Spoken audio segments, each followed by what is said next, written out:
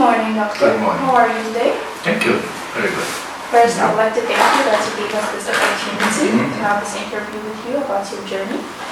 So, can I ask you to tell us a little about yourself, like where you're originally from and what your early life was like? Okay. Originally, I'm from Germany. I was born near the town Dresden. Maybe you heard about it. And I grew up in Germany, but I decided to study abroad. So I studied on the shores of the Black Sea in Odessa. Now it's Ukraine. At that time, this was former Soviet Union. And I studied maths. I didn't start to study computer science. I studied maths, and also I did my PhD in Odessa and Kiev.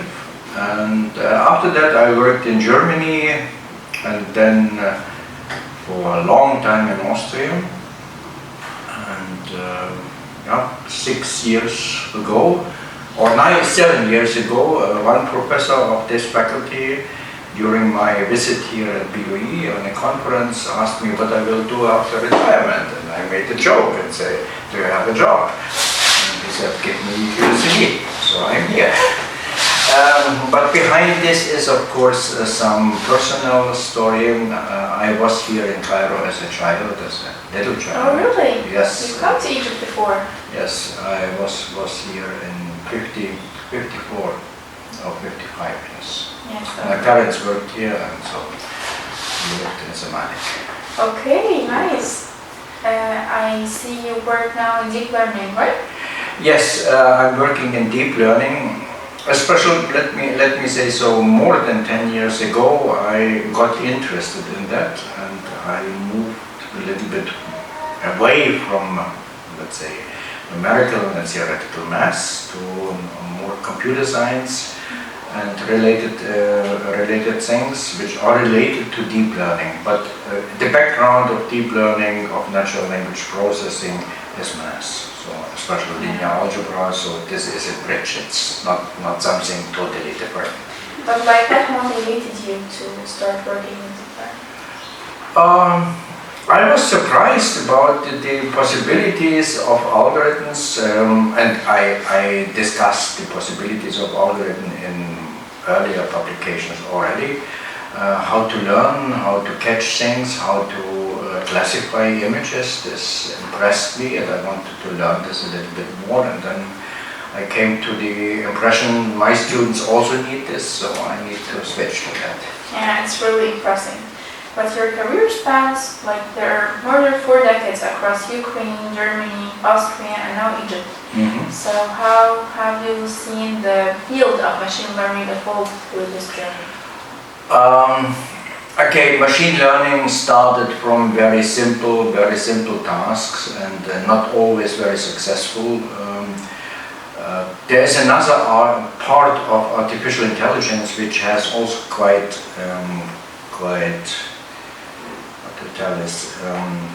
close connections to maths. These are expert systems. And but expert systems are rule-based, deep learning is data-based. Nevertheless, expert systems are based on another part of maths. This is so-called fuzzy logic and fuzzy systems.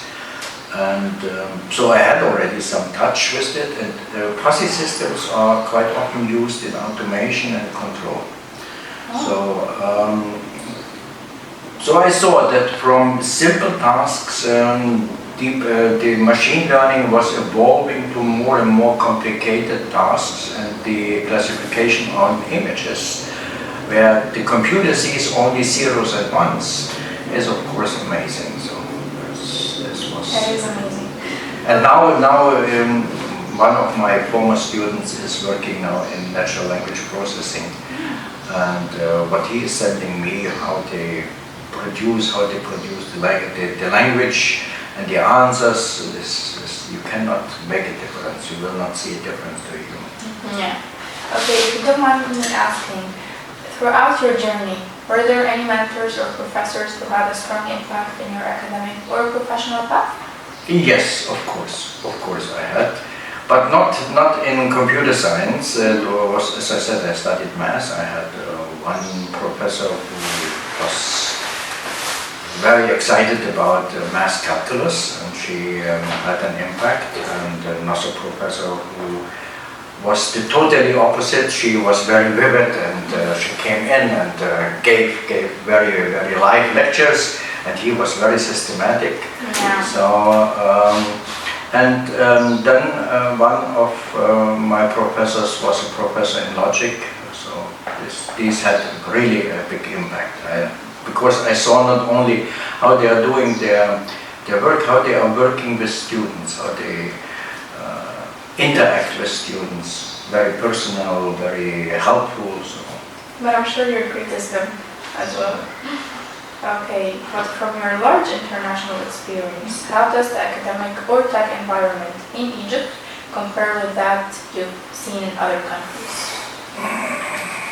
I would say from the human potential, it is equal. Of course, the possibilities are different.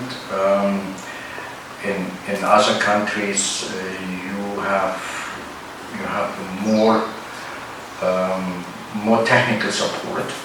This radio, I should say. What is also a little bit different, at the moment I see that a lot of people here are working separately. I'm used more to work in teams, in groups, also in research. So this is maybe a difference. This can be solved. Okay. After coming to Egypt, what do you enjoy the most about life here? Whether food, people, weather, or something else unexpected? The desert. The desert? Yes, really, this impressed me. I did my, of course, weather is no problem, no question.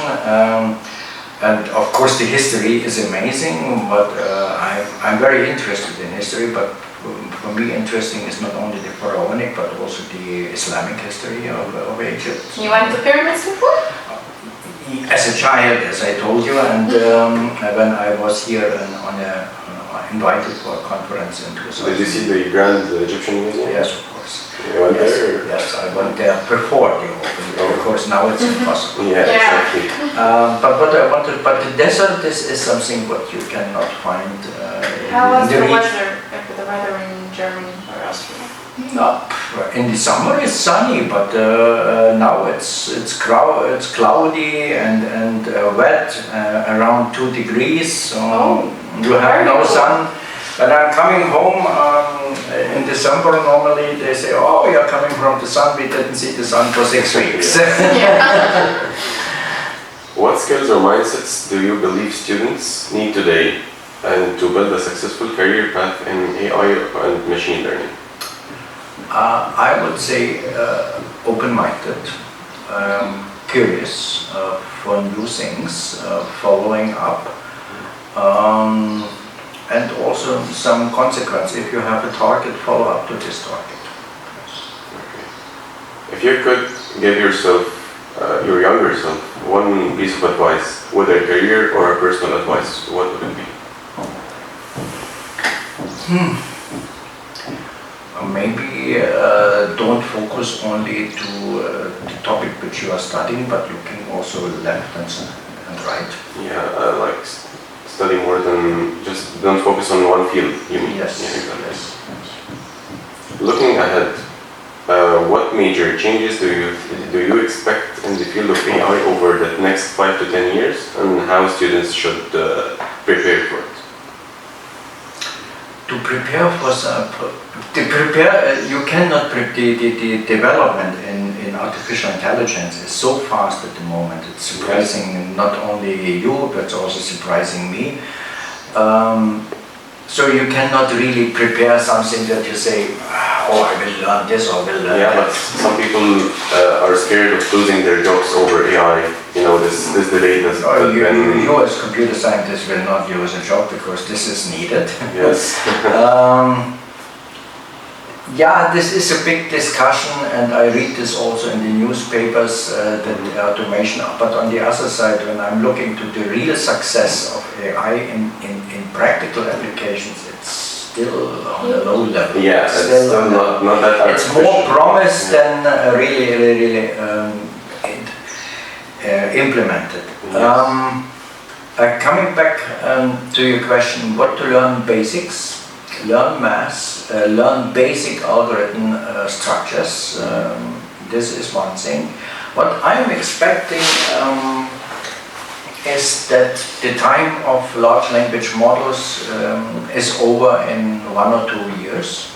I mean, of course they will be applied. This is no question. But there is no any more big development. You mean it's like a bubble?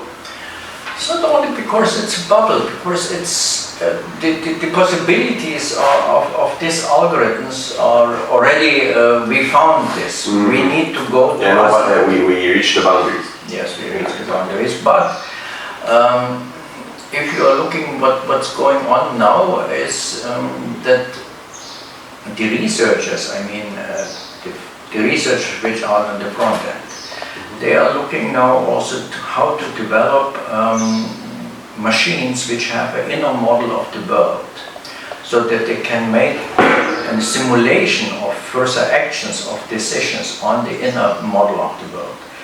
Then the, let's say, the discussions now and the developments are going now more to a geometric model of the world, but this includes more. It includes the interaction, the physical interaction, personal interaction. So I think this will go in this direction. Okay. What advice would you give students who want to pursue a similar career path? Similar to me? Yeah. As a researcher, maybe. As a researcher, try to get and to gain international experience. Not only study here in Egypt, but try also to get out, but come back, do something for your country. Because finally, we should also help our own countries.